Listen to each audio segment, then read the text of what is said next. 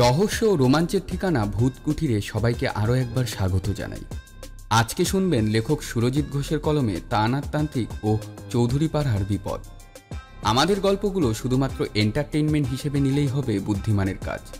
বাস্তবের সাথে এর কোনো মিল নেই, যদিও থেকে থাকে সেটা শুধুমাত্র গল্পের প্লট সৃষ্টির জন্য। আজকের গল্পটিতে থাকছে গা শিউরে ওঠা এক ভয়ানক পরিণতি এবং আরেক রহস্যময় কাহিনী। তাই গল্পটি উপভোগ করতে একদম শেষ পর্যন্ত শুনতে হবে, আর অবশ্যই কমেন্ট করে জানাবেন আপনাদের মতামতগুলো।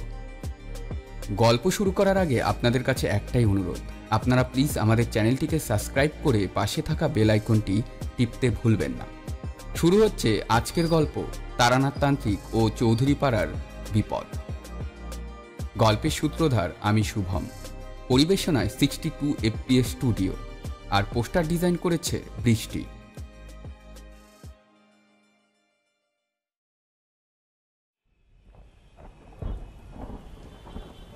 সময়টা এখন বিকেল হলেও আকাশের বুকে যে পরিমাণ মেঘের ঘন ঘটা রয়েছে, আর ঠিক সেই কারণেই পরিবেশের মধ্যে থেকে এতটাই আলোর মাত্রা কমে গিয়েছে যে রীতিমতো এখন মনে হচ্ছে সন্ধে কিংবা রাত্রি। সমুদ্রে গভীর নিম্নচাপের জেরে আজ বিগত 3 দিন যাবৎ ভারী থেকে মাঝারি পরিমাণে একটানা বৃষ্টি হয়েই চলেছে। মাঝে মধ্যে স্বল্প কিছুটা সময়ের জন্য বৃষ্টি থামলেও আবার সামান্য সময় অপেক্ষা করেই ঝমঝম করে বৃষ্টি আরম্ভ হচ্ছে। দুপুরের মধ্যাহ্নভোজন সারতেই দেখলাম ছাতা মাথায় দিয়ে কিশোরী এসে হাজির হলো আমার গৃহে। তার একটাই দাবি, চলো সময় থাকতে থাকতে একটিবার মন্টলেন থেকে ঘুরে আসা যায়। কিশোরীর এই প্রস্তাবে আমি আর খুব একটা বেশি আপত্তি করলাম না, কারণ আমরা উভয়েই জানি যে ঠাকুরমশাইয়ের গৃহে গেলে তিনি আমাদের কোনো না কোনো এক তার পূর্ববর্তী অতীত জীবনের অভিজ্ঞতার কথা বলে শোনাবেন। সুতরাং খুব ভালোভাবে আমাদের অবসন্ন সময় কেটে যাবে। আজ রবিবার, ছুটির দিন, তাই সকাল থেকে বাড়িতে বসেই ছিলাম। দুপুরে কিশোরীর মুখ থেকে এইরূপ প্রস্তাব পেয়ে দুই বন্ধু মিলে দুখানি ছাতা মাথায় দিয়ে জল জমা রাস্তার বুকে ছপ ছপ শব্দ তুলে হাঁটতে আরম্ভ করলাম মঠলেনের উদ্দেশ্যে। এমন দুর্যোগের সময় কেউই বাড়ির বাইরে বের হয়নি। স্বাভাবিকভাবেই রাস্তাঘাট তাই একেবারে ফাঁকা। পাঁচমাথার মোড়ের ছোট্ট গুমটি মতন দোকানটার সামনে দাঁড়িয়ে 20 পয়সা দিয়ে এক প্যাকেট পাশিংশ সিগারেট কিনে নিলাম। এই সিগারেট ঠাকুরমশাইয়ের অত্যন্ত পছন্দের। সিগারেট কিনে পুনরায় ফের নতুন উদ্যমে হাঁটতে শুরু করলাম আমরা। কিশোরী আমার দিকে তাকিয়ে বলল, চলো চলো ভাই, এবারে পা চালিয়ে চলো দেখি। আকাশের বুকে যে পরিমাণ মেঘ করেছে তাতে মনে হচ্ছে হয়তো আবারও কিছু সময়ের মধ্যেই ঝমঝম করে বৃষ্টি আরম্ভ হবে। বৃষ্টি নামার পূর্বেই ঠাকুরমশাইয়ের বাড়িতে পৌঁছে যেতে পারলে বেশ ভালো হবে। আহ কিশোরী, তুমি এত অধৈর্য হয়ে পড়ছো কেন? তাড়াতাড়ি তো যাচ্ছি, এবার কি এই জল কাদার মধ্যে দৌড়তে আরম্ভ করবো নাকি? তোমার কথা শুনে ছোটাছুটি করতে গিয়ে রাস্তার মধ্যে পড়ে হাত পা ভেঙে বসে থাকি আর কি। জল নামলে কী বা করা যাবে, আমাদের সাথে তো ছাতা আছে। তাছাড়াও কোনো ছাউনির নিচে দাঁড়াবো, তারপর বৃষ্টি থামলে না হয় আবার হাঁটতে আরম্ভ করব। আচ্ছা বেশ, ঠিক আছে, তবে তাই চলো। আমার ধমকানিতে কিশোরী এবার কাচুমাচু মুখে আমার দিকে তাকিয়ে খানিকটা নিচু গলায় কথাগুলো বলল। তারপর আমরা দুজন মিলে পুনরায় হাঁটতে শুরু করলাম। প্রত্যেকবার আমরা ঠাকুরমশাইয়ের বাড়ি যাওয়ার আগে তার অত্যন্ত পছন্দের সিগারেট একটি করে পাশিংশ প্যাকেট নিয়ে যাই, কিন্তু তিনি আমাদের কাছ থেকে সিগারেট নিতে কিঞ্চিত হলেও আপত্তি করেন। ঠাকুরমশাই, ঠাকুরমশাই বলি, ও ঠাকুরমশাই, গৃহে আছেন নাকি? দয়া করে একটিবার দরজাখানা খুলুন, আমি কিশোরী, আমরা এসেছি। আমি এবং কিশোরী হাঁটতে হাঁটতে যখন মঠলেনে ঠাকুরমশাইয়ের বাড়ির সদর দরজার সামনে গিয়ে উপস্থিত হলাম, তখন দরজা ভেতর থেকে বন্ধ করা আছে। সদরের দরজায় বেশ জোরালোভাবে টোকা মেরে কথাগুলো বলল কিশোরী। কিশোরীর কথা শুনে প্রত্যেকবারের ন্যায় এবারেও ঠাকুরমশাইয়ের কন্যা ছোট্ট চারি ঘরের বাইরে বেরিয়ে এসে দরজাখানা খুলে দিল। বাইরে তখন 2-1 ফোঁটা বৃষ্টি আরম্ভ হয়েছে। দরজা খোলা মাত্রই আমরা দেখলাম চারি বৃষ্টির হাত থেকে মাথা বাঁচাতে গামছা মাথায় দিয়ে দাঁড়িয়ে আছে। আমাদের দিকে তৎক্ষণাৎ ছোট্ট মেয়েটার মুখে প্রাণবন্ত অকৃত্রিম হাসির জোয়ার দেখা দিল। সে হাসতে হাসতে বলল, আসুন কাকাবাবু, তাড়াতাড়ি ভেতরে ঢুকে আসুন। এক্ষুনি ঝমঝম করে বৃষ্টি আরম্ভ হবে। আকাশ জুড়ে যা মেঘ করেছে, তাতে একবার বৃষ্টি আরম্ভ হলে আর তা এখন কিছুতেই থামবে না। চারির কথা শুনে আমি এবং কিশোরী আমরা দুজন সদরের দরজা পেরিয়ে ঘরের অভ্যন্তরে প্রবেশ করা মাত্রই চারি পুনরায় সদরের দরজায় আগল তুলে দিল। উঠোনের একপাশে জুতোজোড়া খুলে ভিজে 2 ছাতা নামিয়ে রেখে আমরা উঠে এলাম দাওয়ার ওপর। কিশোরী চারির উদ্দেশ্যে জিজ্ঞাসা করল, তা কি ব্যাপার চারিমা, আসার পর থেকে কোথাও ঠাকুরমশাইকে দেখতে পাচ্ছি না? অন্যবার তো তিনি আমাদের গলার আওয়াজ পাওয়া মাত্রই আমাদের সঙ্গে হাসি মজা ঠাট্টায় অত্যন্ত ব্যস্ত হয়ে পড়েন। কই, এখনও অবধি সেরকম কিছুই তো হলো না। তিনি কি বাড়িতে নেই নাকি? কিশোরীর এই প্রশ্নে চারি জবাবে বলল, না না কাকাবাবু, বাবা মশাই বাড়িতেই আছেন। তিনি কলকের ভেতর কি যেন একটা গুরুত্বপূর্ণ বিষয় নিয়ে একখানা বহু প্রাচীন পুঁথি পঠন করছেন। আপনারা তক্তপোষের ওপর বসে অপেক্ষা করুন, তিনি তার সময় মতো চলে আসবেন। আর আমি বরং আপনাদের জন্য একটু গরম চা আর মুড়ি মাখা করে নিয়ে আসি। এই কথা বলে আর এক মুহূর্ত সেই স্থানে দাঁড়িয়ে না থেকে চারি চলে গেল সোজা রান্নাঘরের পানে। এতক্ষণ ধরে প্রকৃতি যেন বহু কষ্টে বৃষ্টিপাত আটকে রেখেছিল। এবার শুরু হলো রীতিমতো বাঁধ ভাঙা বর্ষণ। বড় বড় জলের ফোঁটা নেমে আসতে লাগলো ঊর্ধ্ব গগন হতে ধরালের পানে। আমি এবং কিশোরী আমরা দুজন মিলে তক্তপোষের ওপর এসে বসলাম। অপলক দৃষ্টিতে মুগ্ধ নয়নে তাকিয়ে রইলাম বাইরের প্রকৃতির দিকে। চারপাশ নিমেষের মধ্যেই পুরোপুরি ঝাপসা অন্ধকারাচ্ছন্ন হয়ে উঠল। তার সাথে তালে তাল মিলিয়ে বইতে আরম্ভ করল সনসনে কনকনে বাতাস। সেই ঠান্ডা বাতাসের স্পর্শে আমাদের গায়ের লোমকূপ খাড়া হয়ে উঠল। আমি এবং কিশোরী আমরা দুজন মিলে একটু গা ঘেঁষাঘেঁষি করে বসলাম। এই নিন কাকাবাবু, আপনাদের জন্য গরম গরম চা আর সাথে মুড়ি মাখা। মাত্র স্বল্প কিছুটা সময়ের মধ্যেই চটজলদি চারি আমাদের সামনে এসে উপস্থিত হলো। তক্তপোষের ওপর ফাঁকা অংশে সে নামিয়ে রাখল আমার এবং কিশোরী আমাদের দুজনের জন্য 2 পেয়ালা চা আর একটা বড় পাত্র করে অঙ্কুরিত ভিজে ছোলা, সরু সরু করে কুচানো মেঠো শশা, নির্ভেজাল ঝাঁঝালো সর্ষের তেল, সামান্য লবণ আর কিছুটা ধনেপাতা দিয়ে ভালো করে মাখা মুড়ি। মুড়ির পাত্রের দিকে তাকিয়ে কিশোরীর 2 চোখ উজ্জ্বল হয়ে উঠল। আমি 1 পেয়ালা চা নিজে নিয়ে একটা বাড়িয়ে দিলাম তার দিকে। সে চায়ের পেয়ালায় সামান্য ফু দিয়ে 1 থাবল মুড়ি মুখে ভরল। চারি আবার চলে গেল রান্নাঘরের ভিতর তার অসমাপ্ত হাতের বাদবাকি কাজ সমাপ্ত করতে। আমি এবং কিশোরী আমরা নিজেদের মধ্যে টুকিটাকি কথা বলতে লাগলাম নানা ধরনের বিষয় নিয়ে, আর চায়ের সাথে মুড়ি মাখা খেতে আরম্ভ করলাম তৃপ্তি ভরে।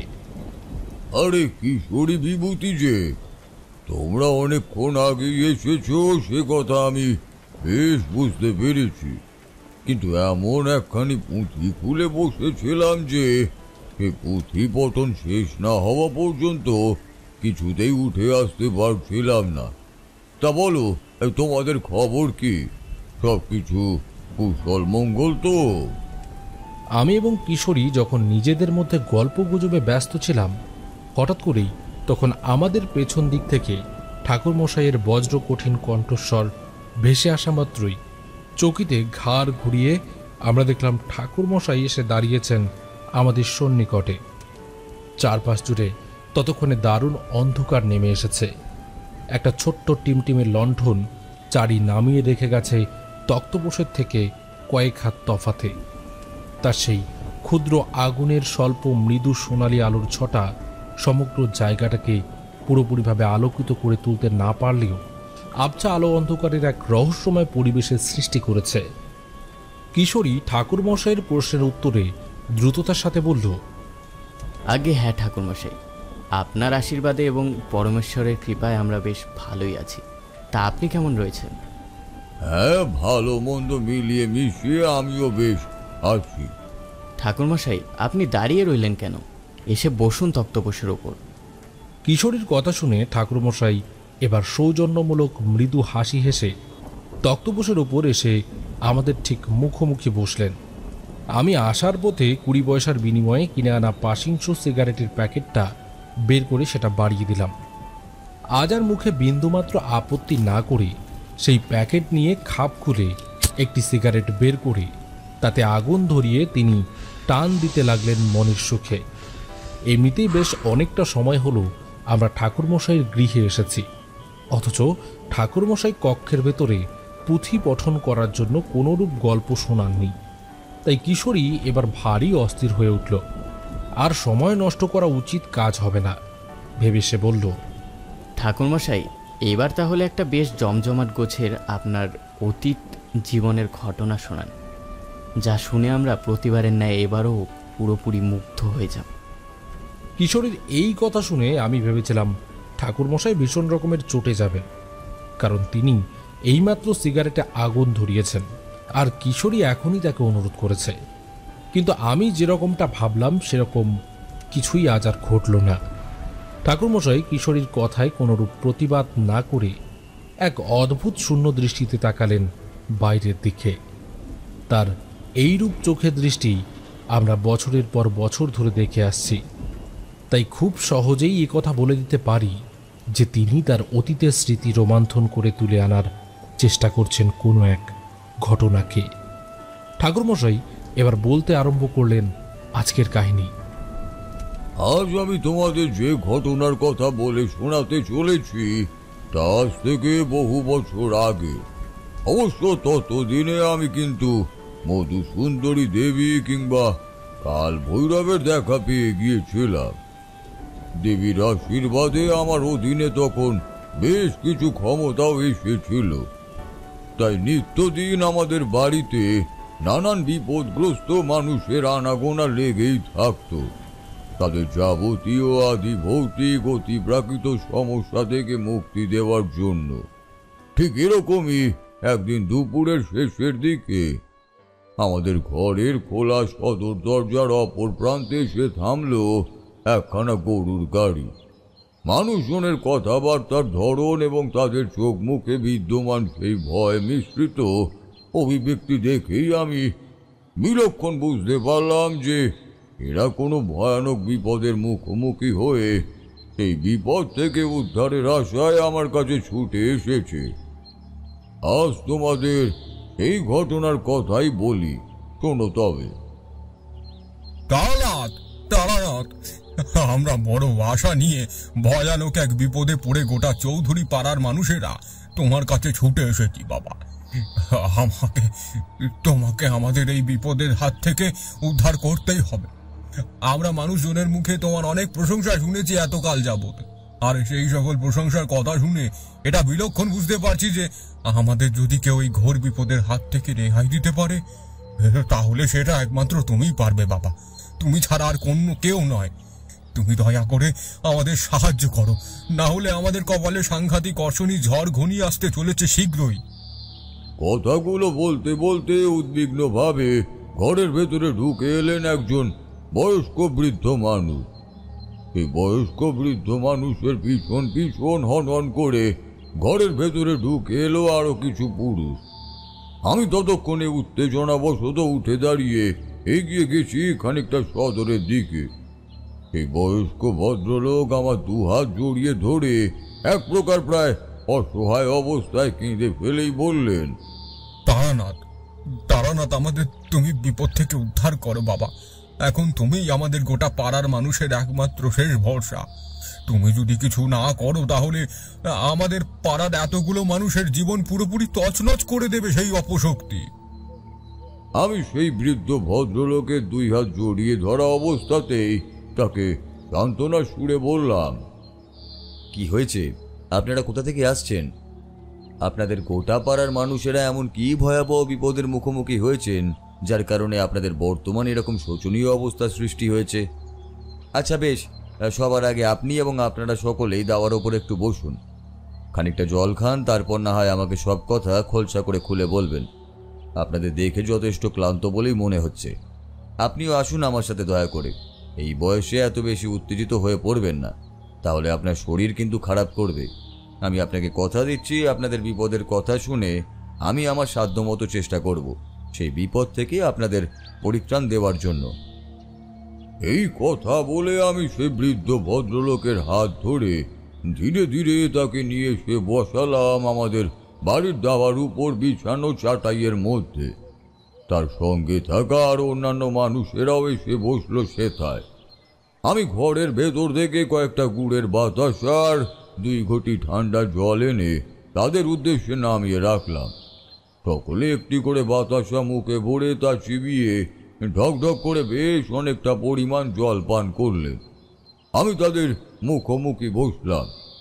সেই বয়স্ক বৃদ্ধ ভদ্রলোক 2 হাত জড়ো করে নিজের পরিচয় দিয়ে বললেন, নমস্কার বাবা তারানাথ, আমার নাম সত্যবান চৌধুরী এবং এনারা সকলেই আমাদের চৌধুরী পাড়ার মানুষ। আমাদের গ্রামের নাম বাতানল। এখান থেকে বেশ কয়েক ঘন্টার পথ পার হলে সে গ্রাম পড়বে। আমরা হঠাৎ করেই এক সাংঘাতিক বিপদের মুখোমুখি হয়েছি।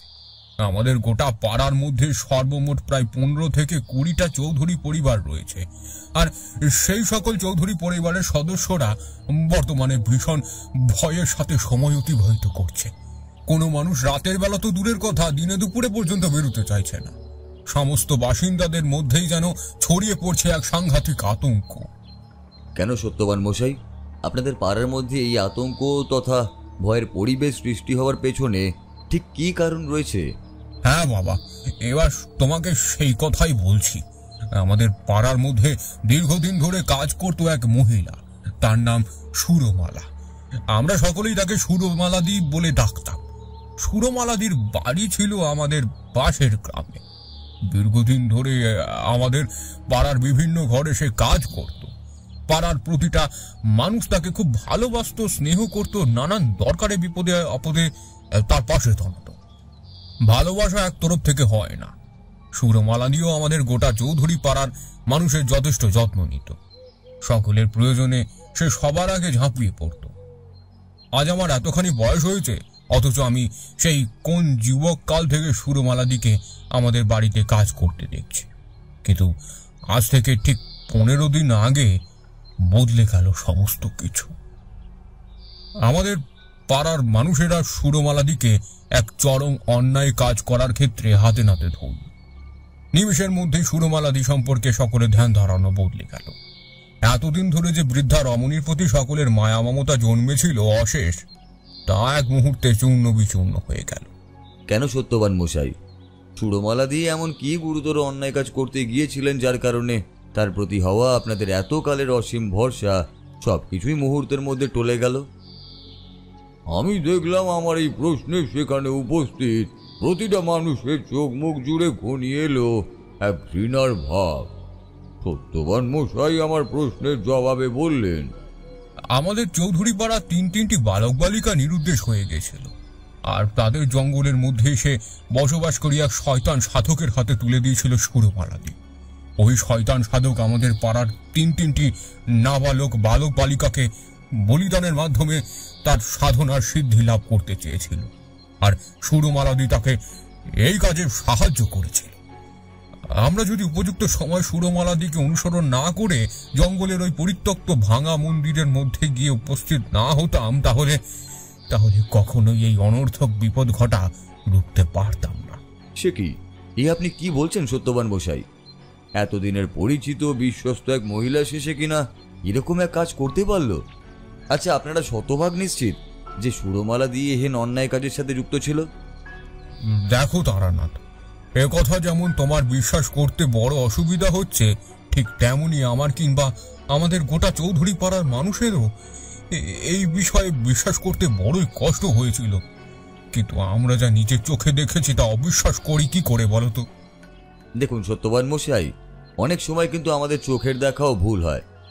আমরা যা কিছু দেখি তা যে সব সময় সঠিক তার কিন্তু কোনো মানেই নেই। অনেক কিছু দেখার পরেও নানান অজানা বিষয় থেকেই যায়। আচ্ছা, আপনাদের কথাই যদি ধরে নিই যে সুরমালা দিয়ে এই রকমের জঘন্য এক অপরাধমূলক কাজের সাথে নিজেকে জড়িত করেছিল, অর্থাৎ সে ওই সাধককে আপনাদের পাড়া থেকে বাচ্চা ছেলে মেয়ে জোগাড় করে দেবার এই ব্যবস্থা করেছিল, কিন্তু এক্ষেত্রে তারই বা কি স্বার্থ থাকতে পারে? অনেকদিন ধরে সুরমালাদির নাতি অসুস্থ রয়েছে। তাকে আমরা গোটা চৌধুরী পাড়ার মানুষেরা অর্থনৈতিকভাবে সাহায্য করেছি বহুবার, তবে বড় বড় কবিরাজ বৈদ্য দেখিয়েও বিশেষ কিছু লাভ হয়। সুরমালাদির নাতি সুস্থ হয়ে ওঠেনি, আর হয়তো এই কারণেই ওই সাধককে সাহায্য করতে রাজি হয়েছিল সে। বিনিময়ে হয়তো ওই সাধক তার নাতিকে পুনরায় সুস্থ স্বাভাবিক করে দেবার আশ্বাস দিয়েছিল। আচ্ছা, তার মানে আপনি বলতে চাইছেন যে সুরমালাদি ওই সাধককে সাহায্য করেছিল, তার বিনিময়ে সেই সাধক সুরমালাদির নাতিকে সুস্থ করে দেবার আশ্বাস দিয়েছিলেন, কি তাই তো? হ্যাঁ, আমাদের গোটা চৌধুরী পাড়ার মানুষ বর্তমানে এখন এ কথাই বিশ্বাস করে। আচ্ছা সত্যবান মশাই, এরপর কি ঘটলো সেই কথা বলুন। মানে আমি জিজ্ঞাসা করছি যে সেই শয়তান সাধক এবং সুরমালাদির কি হলো? সে রাতে আমরা একেবারে সঠিক সময় সেখানে উপস্থিত হয়েছিলাম, ওই বনের মধ্যে পরিত্যক্ত ভাঙা মন্দিরের চাতালে। দেখলাম মুখোমুখি দাঁড়িয়ে রয়েছে সুরমালাদি এবং ওই ওই সাধক। সাধক 3টি বাচ্চা ছেলে মেয়েকে পরপর বলি দেওয়ার জন্য প্রস্তুত করছিল, কিন্তু আমরা একেবারে চরম সময়ে গিয়ে হাজির হই, আর তাতেই তার যাবতীয় পরিকল্পনা বানচাল হয়ে যায়। আমাদের সেখানে উপস্থিত হওয়া দেখে সেই সাধক কোনো রকমে পালিয়ে বাঁচে। গভীর রাত আর ঘন জঙ্গল হওয়ার কারণে আমরা কেউ তাকে খুঁজে পাই না, কিন্তু সুরমালাদিকে হাতে নাতে ধরি। যদিও সুরমালাদি ভীষণ কান্নাকাটি করছিল, অনেকবার আমাদের বোঝানোর চেষ্টা করছিল বিভিন্ন কথা, কিন্তু আমরা তার কোনো কথাই শুনি। সুরমালাদিকে তার এই কার্যের জন্য উপযুক্ত শাস্তি দেওয়া হতো, কিন্তু যেহেতু আমরা এতদিন ধরে তাকে চিনিও জানি, তাই তাকে কোনো শাস্তি না দিয়ে কেবলমাত্র কিছু কথা বলে চিরতরের জন্য বিতাড়িত করেছিলাম। আমাদের গ্রাম ছেড়ে এরপর থেকে সুরমালাদি কখনো আমাদের গ্রামে আসেনি। আজ থেকে ঠিক 7 দিন আগে সে নিজের ঘরে গলায় দড়ি দিয়ে আত্মহত্যা করে মারা গিয়েছে। আর এই ঘটনার পরেই আরম্ভ হলো এক নতুন উপদ্রব। আমাদের গ্রামে প্রতি রাতে সুরমালাদির আত্মাকে ঘোরাফেরা করতে দেখা যাচ্ছে। আচ্ছা, এতক্ষণে তাহলে গোটা বিষয়টা আমার কাছে পরিষ্কার হলো। এবার তাহলে আপনারা কি চাইছেন? তারানাথ, তুমি আমাদের সাথে আমাদের গ্রামে চলো বাবা, গোটা বিষয়টা একটিবারও নিজের চোখে প্রত্যক্ষ করো। সুরমালাদির আত্মা আমাদের গ্রামের কারোরই কোনো ক্ষতি করেনি এখনো পর্যন্ত, কিন্তু বুঝতেই পারছো তাকে দেখে প্রতিটা মানুষ ভীষণ রকমের ভয় পেয়ে যাচ্ছে। যে মানুষটা মাত্র কিছুদিন আগে মারা গিয়েছে, সে কিনা এখন বিদেহী আত্মার বেশে রাতের অন্ধকার নামার পর ঘুরে বেড়াচ্ছে আমাদের চৌধুরী পাড়ায়। এই দৃশ্য সহ্য করা সকলের পক্ষে একেবারেই সম্ভব হচ্ছে না। দুর্বল হৃদয়ের মানুষেরা হৃদরোগে আক্রান্ত হচ্ছে। আমি শুনেছি যে তুমি নাকি যে কোনো বিপদগ্রস্ত মানুষদের বিপদ থেকে উদ্ধার করো, আর সেই জন্যই আমরা সকলে তোমার কাছে এসেছি বাবা। আচ্ছা বেশ, ঠিক আছে। আপনারা যখন আমাকে নিতে এসেছেন তখন আমি অবশ্যই আপনাদের সাথে যাব, আপনাদের গ্রাম বাতানলে। তবে আপনারা এখানে বসে কিছুটা সময় অপেক্ষা করুন। আমি চট করে একটিবার গৃহের ভিতর থেকে আমার প্রয়োজনীয় কিছু টুকিটাকি জিনিসপত্র ঝোলার ভেতর ভরে নিয়ে আসছি। তারপর আমরা একসাথেই রওনা দেব আপনাদের গ্রামের উদ্দেশ্যে। সত্যবান মশাইয়ের কথায় আমি যেতে রাজি হয়েছি দেখে তিনি অত্যন্তই খুশি হলেন। সত্যবান মশাই সহ তাদের গ্রামের প্রতিটা মানুষের মুখমণ্ডল জুড়ে একটা অদ্ভুত ঝলমলে আনন্দের আভাস ছড়িয়ে পড়তে দেখলাম আমি। দীর্ঘক্ষণ দিশেহারা অবস্থায় থাকার পর মানুষ যখন একটু আশার আলো দেখতে পায়, তখন বোধহয় এরকমই দীপ্তি ছড়িয়ে পড়ে সেই বিপদগ্রস্ত সংকটাপন্ন ব্যক্তির মুখে। অত্যন্ত আনন্দের সাথে সত্যবান মশাই বললেন, ঠিক আছে বাবা, তুমি ঘরের ভেতরে যাও, আমরা বরং এখানেই তোমার জন্য বসে অপেক্ষা করছি। একটানা এতক্ষণ যাবৎ গল্প বলার পর ঠাকুরমশাই এবার স্বল্প কিছুটা সময়ের জন্য একটু থামলেন। আমি এবং কিশোরী আমরা দুজনেই একে অপরের প্রতি দৃষ্টি বিনিময় করলাম। বাইরের পরিবেশ পুরোপুরি নিকষ কালো অন্ধকারের আবরণে পরিপূর্ণ হয়ে গিয়েছে। কালো কুচকুচে আকাশটার দিকে তাকালে মনে হয় কেউ যেন এক দোয়ার কালি ঢেলে দিয়েছে সমগ্র গগন বক্ষে। এই সময়ের মধ্যে বৃষ্টির মাত্রা এতটুকুও কমেনি, বরং পরিবর্তে বেড়েছে। মাঝে মধ্যেই মুহুমুহু কান ফাটানো শব্দে বাজ পড়ছে। মহাকাল যেন তার তাণ্ডব লীলায় মত্ত হয়েছেন। বাইরে বৃষ্টিপাতের সাথে বইছে প্রবল বেগে বাতাস। ঘূর্ণিঝড়ের ন্যায় সেই ভীষণ বাতাসের দাপটে বড় বড় নারকেল গাছের মাথাগুলো মাতালের ন্যায় মাথা নাড়াতে ব্যস্ত। ঠাকুরমশাই অপলক দৃষ্টিতে তাকিয়েছিলেন বাইরের দিকে। আমরা লক্ষ্য করে দেখলাম তার দুই চোখের মধ্যে ছড়িয়ে পড়েছে এক অদ্ভুত চাঞ্চল্যকর অনুভূতি। বহুদিন তার বাড়িতে আসার সুবাদে এবং তার সাথে মেলামেশা করার কারণে আমি এবং কিশোরী আমরা দুজনেই বিলক্ষণ জানি যে এবার তার বিরতি নেওয়ার সময় হয়ে এসেছে। তিনি আমাদের দিকে তাকিয়ে খানিকটা বিরক্তির সাথেই বললেন, বুঝলে হে কিশোরী, তোমরা এখানে একটু বসে কিছুটা সময় অপেক্ষা করো। আমি একটিবার চট করে ঘরের ভেতর থেকে ঘুরে আসি। আসলে গড়গড়ায় টান না দিলে আর যে দেখি একেবারেই চলছে না। সে তোমরা যতই নামি দামি কোম্পানির সিগারেট কিনে আনো না কেন আমার জন্য, আসলে আমাদের মতন পুরনো সেকেলে দিনের মানুষেরা কিন্তু তামাক সেবনের আসল মজা খুঁজে পায় গড়গড়ায় কিংবা পুকুর মধ্যে। এই কথা বলে ঠাকুরমশাই আর একটিও বাক্য ব্যয় না করি তক্তপোষ ছেড়ে উঠে দাঁড়িয়ে সোজা পা বাড়ালেন কক্ষের দিকে। ঠাকুরমশাইয়ের এইরকম গল্প চলাকালীন বিরতি নেওয়ার পর্বটি কিশোরীর একেবারেই অপছন্দের একটি বিষয়। তার এই অপছন্দের বিষয় আমার জানা থাকলেও আমার এক্ষেত্রে কিছুই করার নেই। ঠাকুরমশাইয়ের গল্প চলার মাঝে অন্তত একবার হলেও গড়গড়ার নলে টান দিতেই হয়, তা না হলে তিনি সঠিকভাবে গল্প বলতে পারেন না। কিছুতেই আর গল্প সঠিকভাবে না বললে আমরা তা কি করে উপভোগ করব? তাই জন্য আমি কিশোরীর দিকে তাকিয়ে তার মন ও মেজাজ কিছুটা ভালো করার জন্য বললাম, আরে ভাই, তুমি মুখখান এমন বাংলার পাঁচের মতন করলে কেন? জানোই তো যে ঠাকুরমশাইয়ের এই এক সভা। কিন্তু তাতে কি হয়েছে? আমরা তো অনেকটা সময় ধূমপান করিনি, এই সুযোগে একটু সিগারেটে টান দিলে কেমন হয়? আমার এই প্রস্তাবে কিশোরীর মুখমণ্ডল থেকে কিছুটা হলেও গাম্ভীর্যের ভাব মুছে গেল। দুখানি সিগারেট বের করে একটি নিজে নিয়ে সে একটি দিল আমাকে। ফস শব্দে একখানি দেশলাই কাঠি জ্বালিয়ে সিগারেটে আগুন ধরালাম আমরা। তারপর মনের সুখে সিগারেট টান দিতে লাগলাম। ঠাকুরমশাই আমাদের থেকে বয়সে এবং সম্মানে অনেক বড় হওয়ার কারণে আমরা কখনোই আজ অবধি তার সামনে ধূমপান করি না। আমাদের সিগারেট খাওয়া শেষ হলে আমরা আগুন সমেত অবশিষ্ট ফিল্টার দুটি ছুড়ে দিলাম উঠোনের জমা জলের দিকে। তারপর বসে বসে নিজেদের মধ্যে গল্পগুজব করতে আরম্ভ করলাম। কাকাবাবু, আপনারা চা খাবেন? আপনাদের জন্য একটু চা বানিয়ে আনবো? রান্নাঘরের ভেতর থেকে বেরিয়ে এসে আমাদের উদ্দেশ্যে প্রশ্নখানা করলো জারি। তার এই প্রশ্নের উত্তরে আমি বললাম, না না চারিমা, আমরা এখন আর কেউই চা খাবো না। তোমাকে আমাদের জন্য একেবারেই ব্যতিব্যস্ত হয়ে পড়তে হবে না। চারি আমার কথা শুনে খানিকটা অভিমানের সুরে বলল, এ আপনি কি কথা বললেন কাকাবাবু? আপনারা যদি চা খেতে চান তাহলে কি আর আমি ব্যস্ত হয়ে পড়বো নাকি? গরম গরম মুচমুচে খাস্তা নরম পটলা পাতার বড়া ভেজেছি। আমি বরং আপনাদের জন্য কয়েকটা বড়া ভাজা আর 2 পেয়ালা চা করে নিয়ে আসি। চারির মুখ থেকে এরূপ লোভনীয় খাবারের এই কথা শোনার পর কিশোরীর মতো পেটুক মানুষের চোখ মুখ জুড়ে যে রীতিমতো আনন্দের বন্যা বয়ে যাবে সেটা অত্যন্ত স্বাভাবিক বিষয়। মহা আনন্দে কিশোরী প্রায় লাফিয়ে বলে উঠল, হ্যাঁ হ্যাঁ চারিমা, আমাদের আবার জিজ্ঞেস করার কি আছে? তুমি যাও, তাড়াতাড়ি গরম গরম চা আর বড়া ভাজা নিয়ে এসো। আহা, এমন বৃষ্টি বাদলার ঠান্ডা দিনে চায়ের সাথে গরম গরম বড়া ভাজা খেতে ভীষণ ভালো লাগবে।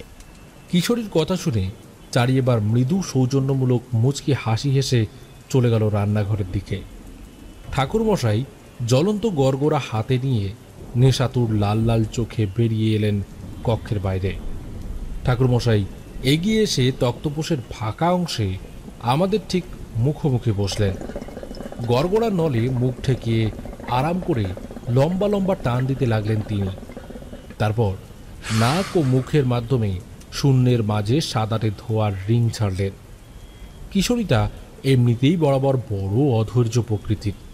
সে আর ধৈর্য ধরতে না পেরে ঠাকুরমশাইকে গল্প শোনানোর জন্য অনুরোধ করতেই যাচ্ছিল, কিন্তু তার পূর্বেই ঠাকুরমশাই বলতে আরম্ভ করলেন কাহিনীর পরবর্তী অংশ।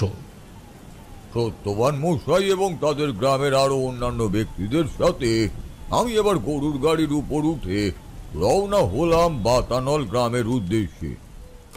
আমাদের গ্রামের বাড়ি থেকে বাতানল গ্রামের মধ্যবর্তী দূরত্ব ছিল বেশ অনেক। সেই গ্রামে পৌঁছাতে বিকেল গড়িয়ে গেল।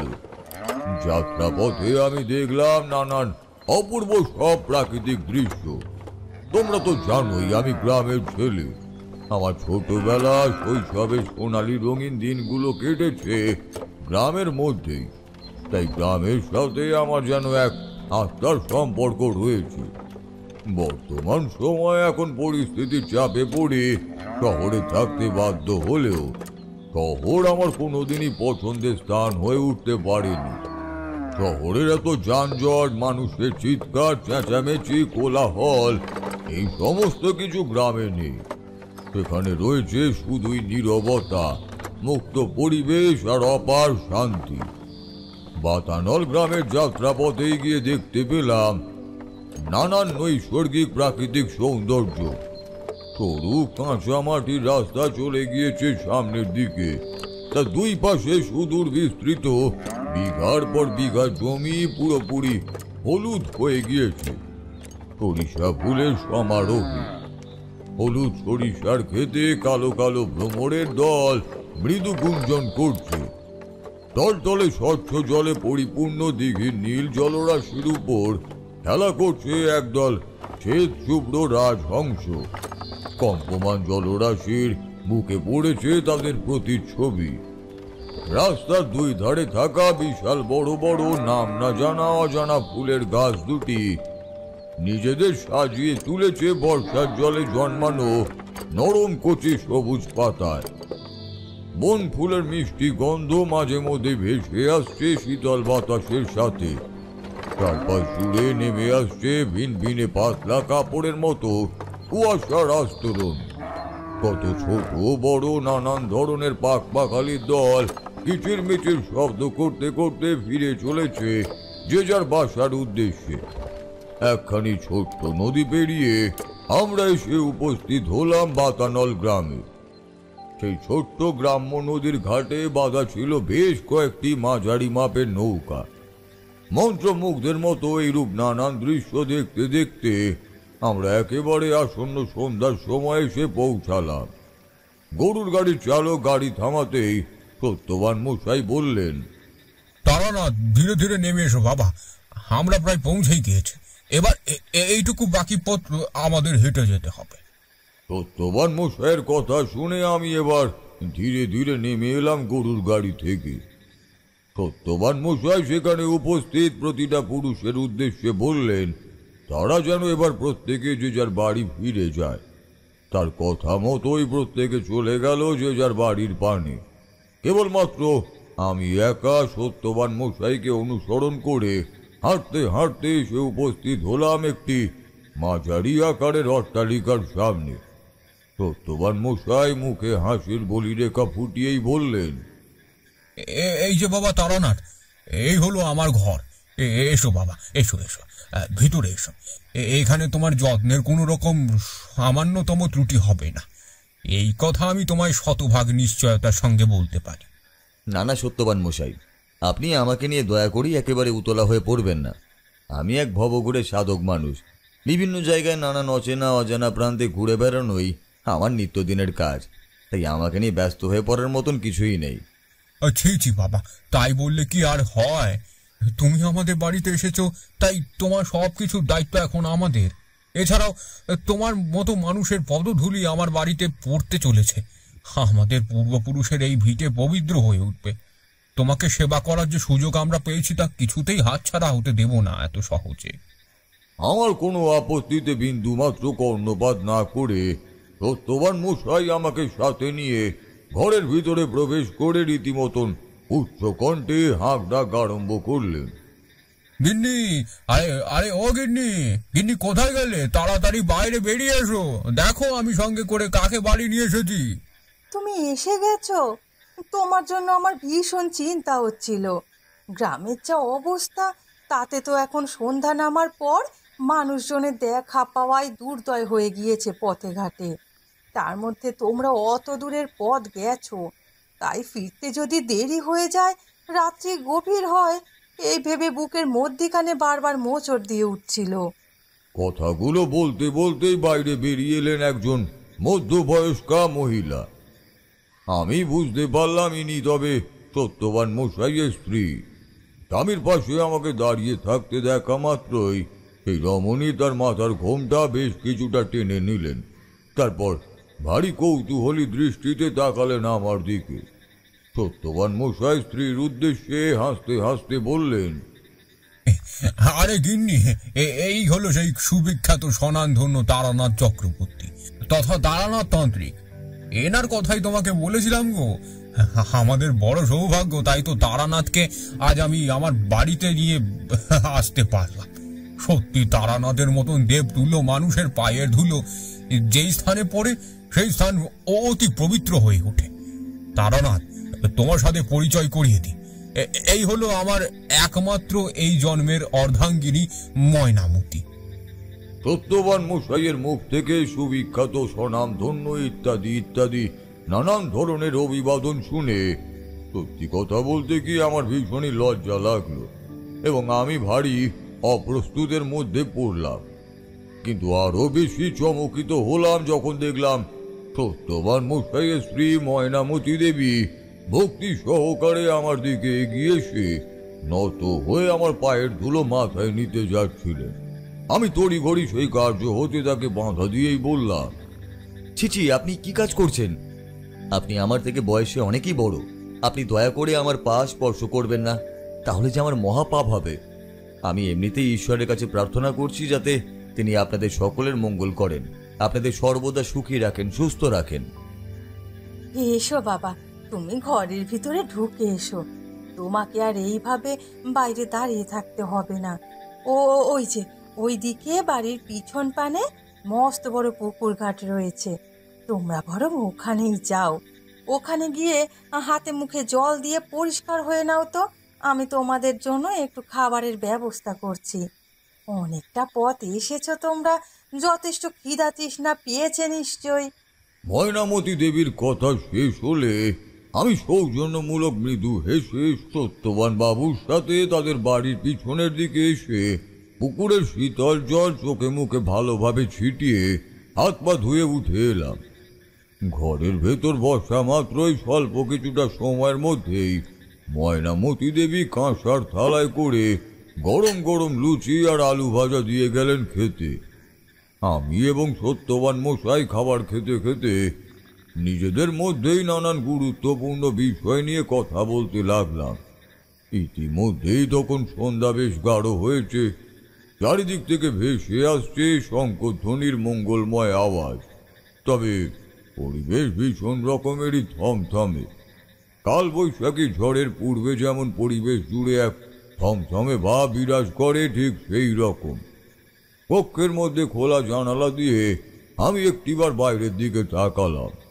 দেখলাম সত্যি সন্ধ্যার কালো অন্ধকার ঘনিয়ে আসার সাথে সাথেই চারপাশ পুরোপুরি শুনশান, জনমানবহীন হয়ে গিয়েছে। দীর্ঘক্ষণ এইভাবে জানালা দিয়ে বাইরে তাকিয়ে থাকার পরেও একটি মানুষেরও দেখা আমি পেলাম না। মানুষ তো বহু দূরের কথা, নিদেন পক্ষে একটা কুকুর বিড়ালের পর্যন্ত দেখা পেলাম না। সারা দিনের পথক্লান্তির কারণে আমার শরীর বেশ ক্লান্তই হয়ে পড়েছিল। দু চোখের পাতা জুড়ে বিস্তর ঘুম নেমে এলো। রাতে যত সামান্য দুমুঠো আহার করে বিছানার উপর শরীর টান টান ভাবে মিলে দিতেই নিজের অজান্তেই কখন যেন ঘুমিয়ে পড়লাম আমি। তবে গভীর রাতে আমার ঘুম ভেঙে গেল কোনো এক অজানা কারণে। প্রথমে বুঝতে পারলাম না কিছুতেই যে আসলে কি কারণে আমার ঘুমের এরূপ ব্যাঘাত ঘটল।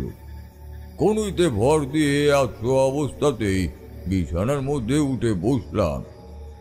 পাশের খোলা জানালা দিয়ে বাইরের দিকে তাকিয়ে দেখলাম চাঁদের ফুটফুটে মিষ্টি চাল ধোয়া জলের ন্যায় দুধ সাদা আলোয় ভরে গিয়েছে দিক বিদিক।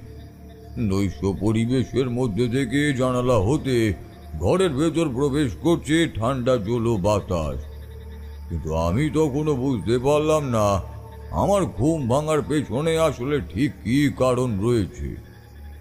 সেইভাবে কিছুটা সময় বসে অপেক্ষা করার পর আমার কানে একটা বিজাতীয় শব্দ এসে ধাক্কা মারল, আর তৎক্ষণাৎ আমি বুঝতে পারলাম যে আসলে এই শব্দের কারণেই আমার ঘুম ভেঙেছে। বহুক্ষণ চুপ থেকে গল্প শোনার পর কিশোরী এবার প্রশ্ন করল, কিসের শব্দ আপনি শুনতে পেয়েছিলেন ঠাকুরমশাই?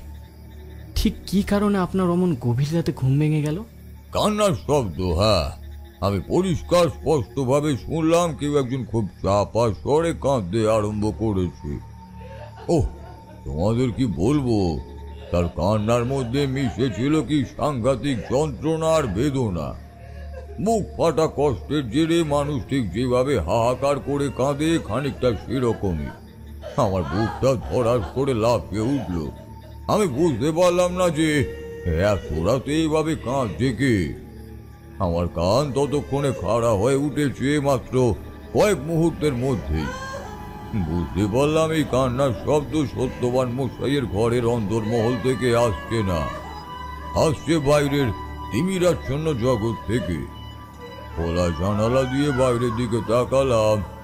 দৃষ্টিগোচর হলো আবজা আলোর অন্ধকারে নিপুণ শিল্পীর তৈলচিত্রে আঁকা এক দারুণ চিত্রের মতো গোটা পরিবেশ ঝলমল করছে রূপালী চাঁদের মোহময়ী ঝোঁঝনার আলোয়। মৃদু মন্দ বাতাসে গাছের পাতা নড়ছে। আমি আর স্থির হয়ে বিছানার মধ্যে বসে থাকতে পারলাম না কিছুতেই। ততক্ষণে আমার কপালে বিন্দু বিন্দু ঘাম জন্মাতে আরম্ভ করেছে। আমার মনের মধ্যে জেগে উঠেছে শত শত প্রশ্ন। আমার কপালে চিন্তার চওড়া ভাঁজ পড়েছে। আমি সেই ঘর থেকে বেরিয়ে দ্রুত সিঁড়ি বেয়ে উঠে এলাম উপরে। তাদের একেবারে কিনারে এসে দাঁড়িয়ে চারপাশের প্রতি নজর বুলিয়ে নিতেই দেখলাম ঠাকুরমশাই আর মুখের কথা শেষ করতে পারল না। আমরা দেখলাম তার দুই চোখের মধ্যে রীতিমতো আতঙ্ক ফুটে উঠেছে। কিশোরীর দিকে তাকিয়ে দেখলাম তার চোয়াল পুরোপুরি হা হয়ে গিয়েছে। আমি কোনো রকমে থমথমে গলায় কাটা কাটা ভাবে জিজ্ঞেস করলাম, ছাদের উপরে উঠে আপনি কি কি কি দেখলেন ঠাকুরমশাই? ছাদের উপরে উঠে একেবারে কিনারে গিয়ে দাঁড়াতেই অন্ধকারে ডুবে থাকা রাস্তার দিকে তাকিয়ে আমি দেখলাম একটা কালো ছায়া মূর্তি অন্ধকারের বুক থেকে বেরিয়ে গ্রামের প্রধান রাস্তা ধরে হাঁটতে আরম্ভ করেছে। সত্যবান মশাইয়ের বাড়ি থেকে মাত্র কিছুটা তফাতে গ্রামের যে প্রধান রাস্তাটি চলে গিয়েছে, এই রাস্তা ধরে এক ছায়া মূর্তি এগিয়ে আসছে ক্রমশ সামনের দিকে। তবে তার চলার গতিবিধি দেখলে যেন মনে হয় সে পায়ে হেঁটে নয়, বুঝি শূন্যের মধ্যে ভেসে রয়েছে বাতাসের সাথে। অন্ধকারে চোখ হয়ে গিয়েছিল আমার, আর তাতেই আমি পরিষ্কার দেখলাম সেই ছায়া মূর্তি আসলে এক নারী তথা বৃদ্ধার। তার মাথার সাদা সনের মতো পাকা চুল অবিনষ্ট ভাবে নেমে এসেছে নিচের দিকে, আর কিছু কিছু এলোমেলো ভাবে উঠছে বাতাসের সাথে। বৃদ্ধার মুখমণ্ডল সহ শরীরের সর্বাঙ্গে অসংখ্য ভাঁজ পড়েছে, দেহের চামড়াও কুঁচকে গিয়েছে। তবে সবচেয়ে আকর্ষণীয় হলো যে জিনিসটি, সেটি ওই বৃদ্ধা ছায়া মূর্তির দুই চোখ। কোনো জীবিত মানুষের চোখের চাহনি একেবারেই ওরকম হতে পারে না। বৃদ্ধার দুই চোখের অক্ষি কোটরের মধ্যে যেন জ্বলছে গনগনে আগুনের আঁচ। চোখের ভিতর থেকে বেরিয়ে আসছে রক্তিম বর্ণের উজ্জ্বল আলোর তেজরশ্মি। আমি বুঝতে পারলাম এই বৃদ্ধা আসলে এক অতৃপ্ত আত্মা, এবং আমি যদি খুব ভুল না করি তাহলে এই হলো সেই সুরমালাদির আত্মা, যার কথাই সত্যবান মশাই আমায় বলেছিলেন। কিশোরী ফের জিজ্ঞেস করল, আচ্ছা ঠাকুরমশাই, আপনি এত নিশ্চিত হলেন কিভাবে যে ওই ছায়ামূর্তি আদতে এক আত্মা ছিল? সে কোনো মানুষও তো হতে পারত। কিশোরীর এমন ধারা নাবালকের মতো প্রশ্নে ঠাকুরমশাই কিছুটা তাচ্ছিল্যের হাসি হেসে বললেন, আহা কিশোরী, এই প্রশ্ন তুমি একেবারে মূর্খের মতন করলে। বলি আমি কি নতুন নাকি? দীর্ঘদিন ধরে আমার বহু পূর্ব অভিজ্ঞতা রয়েছে, তাই আমি চোখ বন্ধ করে বলে দিতে পারি যে কোনটা মানুষ আর কোনটা বিদেহী আত্মা। কোনো স্থান যদি অশুভ হয় কিংবা যেখানে কোনো আত্মার আগমন ঘটে, আমি সেখানকার মাটিতে প্রথম পদার্পণ করার সাথে সাথেই বুঝতে পেরে যাই। বাতাসের মধ্যে এক বিশেষ গন্ধ আমার নাকে এসে ঠেকে, আর কত রকমের লক্ষণ পাই। যাই হোক, সে বাদ দাও ওসব কথা। আমি অপলক ভাবেই তাকিয়ে রইলাম সুরমালাদির আত্মার দিকে। দেখলাম সে একইভাবে হাউমাউ করে কাঁদছে। আমি আর চুপ করে স্থির হয়ে দাঁড়িয়ে থাকতে পারলাম না কিছুতেই। সে বিদেহী আত্মার উদ্দেশ্যে উচ্চ কণ্ঠেই বললাম, আমি জানি তুমি সুরমালাদির আত্মা। আমি তারানাথ চক্রবর্তী। সাধারণ মানুষ আমায় তারানাথ তান্ত্রিক বলেই ডাকে। তোমার সাথে আমার অত্যন্তই গুরুত্বপূর্ণ কিছু কথা রয়েছে। তুমি ওখানে দাঁড়াও, আমি নিচে নেমে তোমার কাছেই যাচ্ছি। উচ্চ কণ্ঠে বলা আমার কথাগুলো শুনে সেই অশরীরী ছায়ামূর্তি ওই স্থানেই থমকে দাঁড়ালো। একটা ঠান্ডা শীতল বাতাস দুরন্ত বালকের মতন দৌড়ে এসে ঝাঁপিয়ে পড়ল সোজা আমার ওপর। মাঝ আকাশে বিরাজমান চাঁদের সামনে কিছু কালচে ধূসর মেঘ জমেছিল এতক্ষণ, কিন্তু সহসা সেই মেঘ সরে যাওয়ার কারণে আরো বেশি করে চাঁদনি আলো নেমে এলো ধরাতলের বুকে। আমি আর এক মুহূর্ত সময় সেখানে দাঁড়িয়ে না থেকে অত্যন্ত দ্রুততার সাথে এক প্রকার প্রায় ঊর্ধ্বশ্বাস এই সিঁড়ি ভেঙে নেমে এলাম নিচে। সত্যবান মশাইয়ের গৃহের সদরের দরজা খুলে বাইরে বেরিয়ে এসে সেই ছায়ামূর্তির একেবারে মুখোমুখি দাঁড়ালাম। ততক্ষণে আরো ভালোভাবে আমি দেখতে পেয়েছি তাকে। সেই ছায়ামূর্তি তার আগুনের ভাটার মতন গনগনে চোখে তাকিয়ে রয়েছে আমারই দিকে। মানুষের বুকে দীর্ঘদিন যাবৎ সর্দি বসে গেলে যেরকম ঘর ঘরে আওয়াজ বের হয় গলা থেকে, ঠিক সেই রকমই ঘর ঘরে কর্কশ কণ্ঠে ওই বিদেহী বৃদ্ধা আত্মা কিছুটা কেসে বলে উঠল, কে তুমি? আমার নাম জানলে কি করে? এই গায়ের চৌধুরী পাড়ায় আগে তোমাকে দেখেছি বলে তো মনে হচ্ছে না। আমার নাম তারানাথ চক্রবর্তী। আমি টুকিটাকি কিছু তন্ত্রমন্ত্র জানি, যা দিয়ে সবসময় চেষ্টা করি বিভিন্ন আধি ভৌতিক সমস্যার সমাধান করে সাধারণ মানুষের রক্ষা করতে। এই পাড়ার মানুষেরা আমার কাছে গিয়ে আমাকে এখানে ডেকে নিয়ে এসেছে। তোমার সম্বন্ধে সমস্ত কিছুই তারা আমায় বলেছে। আমি তোমাকে দেখেই বুঝতে পেরেছি যে তুমি সুরমালাদি। ও, তার মানে এই পাড়ার মানুষেরা আমাকে এই অবস্থায় দেখে ভয় পাচ্ছে। তারা ভাবছে আমি যদি তাদের কোনো ক্ষতি করে দিই, তাই তোমাকে এখানে ডেকে এনেছে আমাকে তাড়ানোর জন্য, তাই তো? নানা, বিষয়টা আসলে সেরকম। চুপ করো, তোমাকে আর ওদের হয়ে বিন্দু মাত্র সাবাই গাইতে হবে না। আমি সবটা বুঝেছি। আসলে মানুষ বড় বেঈমান, তারা ভালোবাসার মূল্য দিতে জানে না। আমি আমার সারা জীবন কাটিয়ে দিয়েছি কোটা চৌধুরী পাড়ার মানুষের সেবা করার কাজে। মাসের শেষে তারা আমায় তাদের মতন করে বেতন দিত, এ কথা ঠিকই, কিন্তু আমি যেভাবে সব সময় বিপদে আপদে তাদের পাশে দাঁড়িয়েছি, দিবানিশি নির্বিশেষে বিভিন্ন ভাবে পরিষেবা দিয়েছি, তা কেউ করতে পারবে না। এই চৌধুরী পাড়ার কত ছেলেকে, কত বাচ্চাকে আমি যে কোলে পেটে করে মানুষ করেছি, আর ওই মানুষগুলোই কিনা আমায় ভুল বুঝলে আমাকে মিথ্যা অপবাদ দিয়ে চিরকালের মতো গ্রাম ছেড়ে চলে যাবার নির্দেশ দিলে। আচ্ছা তুমি বলো তারানাথ, এই অপবাদ কি মেনে নেওয়া যায়? কোনো নির্দোষ মানুষের যদি শান্তি হয়, কোনো নিরপরাধ মানুষকে যদি সামান্যতম অপরাধ না করার পরেও অসীম অপমান সহ্য করতে হয়, তাহলে তাহলে তার আত্মসম্মানের ঠিক কি দশা হতে পারে সে কথা আমি বুঝতে পারছি, বিলক্ষণ বুঝতে পারছি। এই পাড়ার মানুষদের আমার প্রতি এত অপমান, লাঞ্ছনা, বঞ্চনা আমি আর সহ্য করতে পারছিলাম না। তাই তো আমি এক প্রকার অপমানের দহন জ্বালায় দগ্ধ হয়ে গলায় দড়ি দিয়ে আত্মহত্যা করে মারা গেলাম। ভেবেছিলাম এই জীবন থেকে মুক্তি পাবো, কিন্তু তখন বুঝতে পারিনি যে আত্মহত্যা মহাপাপ, এতে মুক্তি পাওয়া যায় না।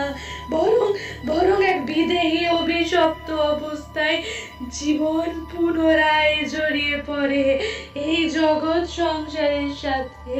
তাই তো আমার আত্মা মুক্তি পায়নি। এমন অশরীরী হয়ে আমি ফিরে এসেছি চৌধুরী পাড়ায়। আসলে আমি আমার সারা জীবনটা অতিবাহিত করেছি এখানকার মানুষদের কাছে। ওরা আমায় ভালো না বাসলেও আমি এই পাড়ার মানুষদের খুব ভালোবাসি, মন থেকে ভালোবাসি। মৃত্যুর পরও আমার আত্মা বারবার ফিরে এসেছে এই একই স্থানে। আমার অন্তরে যে নিদারুণ কষ্ট, অপমানের তীব্র দহন জ্বালা রয়েছে, তার নাম এটা অবধি আমি কিছুতেই মুক্তি পাবো না। তার মানে সুরমালাদি, তুমি সেই রাতে চৌধুরী পাড়ার ওই 3 বালক বালিকাগুলিকে জঙ্গলের মধ্যে থাকা শয়তান সাধকের হাতে তুলে দাওনি? একেবারেই না। এরূপ অন্যায় করার কথা আমি স্বপ্নেও ভাবতে পারি না। আমিও তো একজন মা, আমি এইভাবে এরকম গুরুতর অপরাধ কি করতে পারি? এই রকম অপরাধ করার কথা আমার মাথাতে এলে আমি নিজেকেই শেষ করে দিতাম। কিন্তু তবু কোনো মায়ের কোল খালি করে দেওয়ার কথা ভাবতেও পারতাম না। নিজের কোনো স্বার্থ চরিতার্থ করার জন্যে সারা জীবন আমি সৎ পথে মাথা উঁচু করে বেঁচেছি, কোনোদিন কোনো অন্যায় করিনি। আবার কোনো অন্যায়ের সাথে বিন্দুমাত্র আপোষও করিনি। সব সময় অন্যায়ের বিরুদ্ধে প্রতিবাদ করেছি। আসি আমি কিনা ছি। মুখের কথা আর কিছুতেই শেষ করতে পারলাম না। সুরমালাদির বিদেহী আত্মা তার কণ্ঠস্বর বুঝিয়ে রুদ্ধ হলো। আমি বুঝলাম তার 2 চোখ যেন চিকচিক করছে জলে। বুঝতে পারলাম সত্যি সত্যবান মশাই সহ সমগ্র চৌধুরী পাড়ার মানুষেরা সম্পূর্ণ ভুল বুঝেছে সুরমালাদিকে। সুরমালাদির আত্মার উদ্দেশ্যে আমি জিজ্ঞাসা করলাম, কিন্তু সুরমালাদি, সেদিন গভীর রাতে তুমি ঘন জঙ্গলের মধ্যে পরিত্যক্ত এই মন্দিরের ভিতরে হাজির হয়েছিলেই বা কেন? এই পাড়ার মানুষেরা তোমাকে শেষ মুহূর্তে যখন দেখেছিল তখন তোমাকে নাকি ওখানেই পাওয়া যায়। তোমাকে গোপনে অনুসরণ করে তোমার পিছু পিছু তারা সেখানে গিয়েও হাজির হয়। আমি জানতে পেরেছিলাম যে জঙ্গলের মধ্যে এক সাধকের আগমন ঘটেছে। চুপিসারে সকলের অলক্ষ্যে বেশ কয়েকদিন আগে আমি জঙ্গলের ভেতর সম্পূর্ণ একা প্রবেশ করি, তার ডেরাখান দেখে আসি। আর এটাও দেখি যে সত্যি সে সকল বালক বালিকা নিরুদ্দেশ হয়ে গেছে, তারা ওখানে বন্দী রয়েছে। আর এই অপকার্যটি করেছে এক শয়তান সাধক নরবলি দিয়ে সাধনায় সিদ্ধি লাভের উদ্দেশ্যে। চুপি জঙ্গলের বন্য পরিবেশের মধ্যে দীর্ঘক্ষণ গা ঢাকা দিয়ে ওই সাধকের সমস্ত কথাবার্তা আমি শুনে ফেলি এবং বুঝতে পারি আমার হাতে বেশি সময় নেই। খুব শীঘ্রই একটি করে বাচ্চাদের হত্যা করতে চলেছে এবং এর পরের দিন আমি একাই জঙ্গলের মধ্যে প্রবেশ করেছিলাম বাচ্চাগুলোকে উদ্ধার করার জন্য। এই সমস্ত কথা আমি কোনোদিন চৌধুরী পাড়ার কাউকে বলিনি, কারণ আমার মনে হয়েছিল এই খবর যদি 5 কান হয়ে যায়, ওই শয়তান দুষ্ট সাধক সতর্ক হয়ে যাবে, 3টি বালক বালিকাদের নিয়ে অন্য কোথাও চলে যাবে কিংবা গা ঢাকা দেবে আরো ঘন বনের মধ্যে। তখন তাকে খুঁজে পাওয়া হয়ে যাবে অসাধ্য ব্যাপার। কিন্তু এই জন্যই আমি প্রবেশ করলাম একা জঙ্গলের ভেতরে।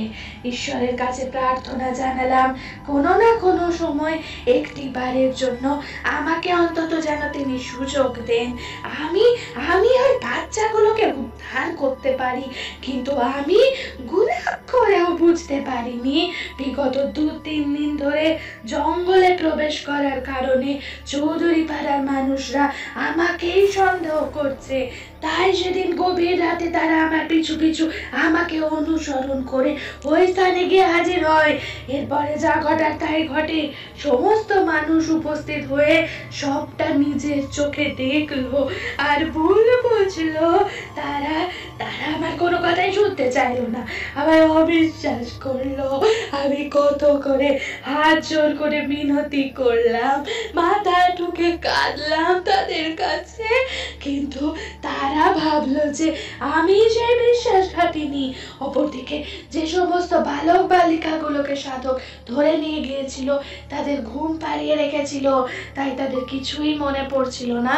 তাই তারাও বলতে পারলো না যে আমি প্রকৃত দোষী নই। প্রকৃত দোষী ওই সাধক। চৌধুরী পাড়ার অত মানুষকে একসাথে দেখে সেই সাধক শয়তান পালিয়ে গেছিল। সে রাতে তাকে আর খুঁজে পাওয়া গেল না। সকলে আমার উপর ক্ষিপ্ত হলো। আমি বিধবা, গরিব, ব্রাহ্মণ, রমণী, তার উপর বৃদ্ধা, তার উপর দারিদ্র রয়েছে মাথার উপর। অর্থের অভাবে কিংবা অন্য কোনো কারণে আমি সাধকের সাথে হাত মিলিয়েছি ভেবে তারা আমায় গ্রাম থেকে তাড়িয়ে দিলে, অপমান করে। আর এই অপমানের ভার আমি সহ্য করতে পারলাম না। গলায় দড়ি দিয়ে আত্মহত্যা করলাম। মৃত্যুর পর আবার বিদেহী অবস্থায় ঘুরে বেড়ালাম জঙ্গলের মধ্যে।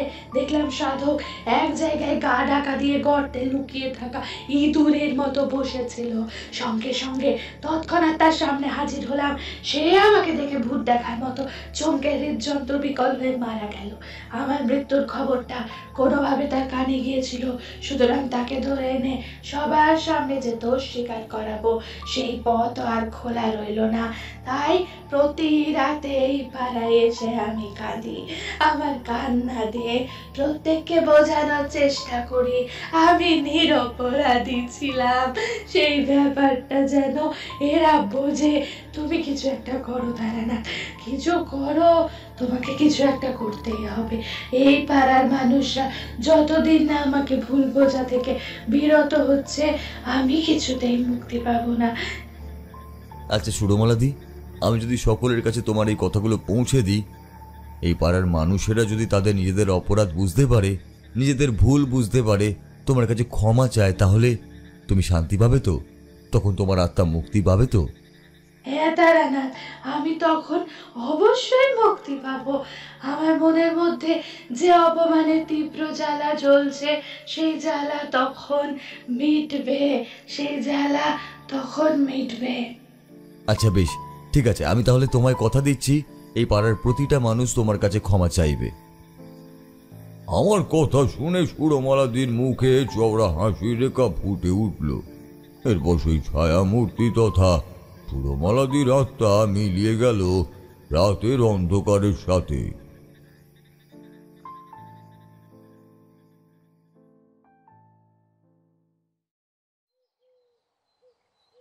পরের দিন সকাল হলে আমি সত্যবান মশাইয়ের উদ্দেশ্যে বললাম সমস্ত চৌধুরী পাড়ার মানুষদের একত্রিত করতে তাদের উদ্দেশ্যে আমার কিছু কথা বলার রয়েছে।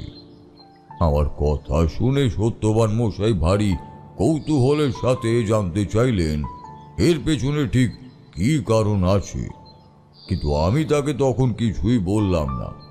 অগত্যা তিনি আমার নির্দেশ মতো সমস্ত চৌধুরী পাড়ার মানুষদের একত্রিত করলেন। সুরমালাদির সমস্ত কথা আমি খোলসা করে তাদের বললাম। তাদের জানালাম তারা অপরাধী ভেবে নিরপরাধী এক নির্দোষ বৃদ্ধা মহিলাকে চরম শাস্তি দিয়েছে।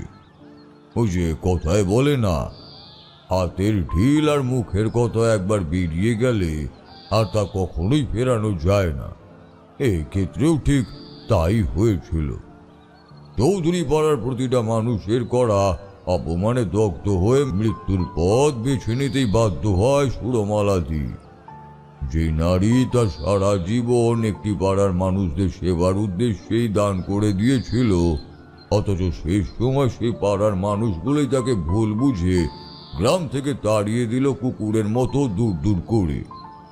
প্রবল ধিক্কারের সাথে সমস্ত কথাগুলো আমি বললাম, এবং এটাও বললাম যে সত্যবান মশাইয়ের মুখ থেকে সমস্ত ঘটনা শোনার পরেই আমার মনে হয়েছিল সবটা আসলে সঠিক নয়। এই কারণে আমি এই স্থানে এসেছিলাম। চৌধুরী পাড়ার প্রতিটা মানুষ তাদের নিজেদের ভুল বুঝতে পারল এবং সুরমালাদির আত্মার উদ্দেশ্যে ক্ষমা চাইল। সেই রাত থেকে আর কখনো কোনো ছায়ামূর্তিকে অসহায়ভাবে গ্রামের পথ ধরে ঘোরাফেরা করতে দেখা যায়নি, কিংবা যন্ত্রণাদায়ক কান্নাও কাঁদতে শোনা যায়নি। অর্থাৎ সুরমালাদির আত্মা চিরতরের জন্যই মুক্তি পেয়েছিল। পরের দিন আমি আমার নিজের গ্রামে ফিরে এসেছিলাম। তোমরা তো জানোই, প্রয়োজন মিটে গেলে সেই স্থানে আর আমার মন বসে না একেবারেই। বাহ ঠাকুরমশাই, আপনার বলা আজকের এই কাহিনী সত্যিই দুর্দান্ত ছিল। তবে সুরমালাদির কথা ভেবে সত্যিই মনটা একটু খারাপ হয়ে গেল। ঠাকুরমশাই, আজকের মতন গল্প যখন এখানেই শেষ, এবার তাহলে আমরা উঠি। এই সময় বৃষ্টির মাত্রা একটু কমেছে। কি হে ভায়া কিশোরী, চলো এবার বাড়ির পথে হাঁটা দিই। হ্যাঁ ভাই চলো। ঠাকুরমশাই, আজকের মতো এলাম তাহলে। আচ্ছা বেশ বেশ, এসো। এই সাবধানে যেও কিন্তু, আবার অন্য কোনো দিন একদিন আসবে না হয়। হ্যাঁ অবশ্যই আসবো।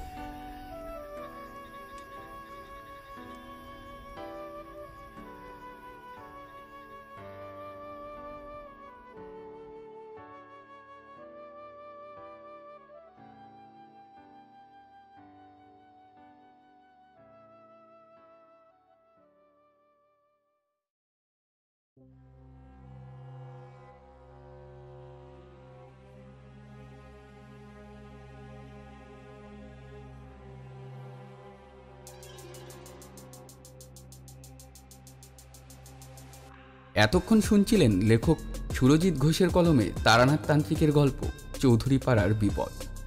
গল্পে তারানাথের ভূমিকায় রয়েছে বুবাই, বিভূতির ভূমিকায় ইরফান, কিশোরীর ভূমিকায় সুদীপ।